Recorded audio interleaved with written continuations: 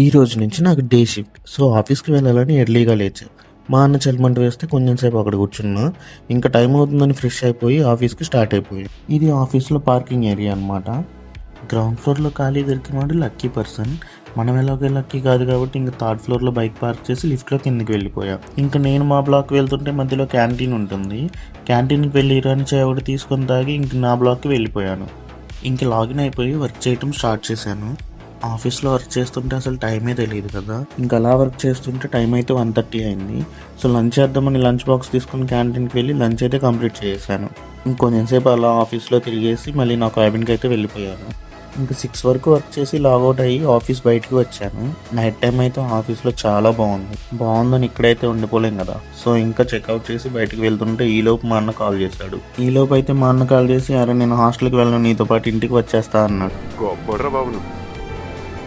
రా వచ్చేయ్. సరే అని వాళ్ళ ఆఫీస్ దగ్గరికి వెళ్ళి మా అన్నని కూడా ఎక్కించేసుకొని ఇంక ఇంటికైతే స్టార్ట్ అయిపోయాం.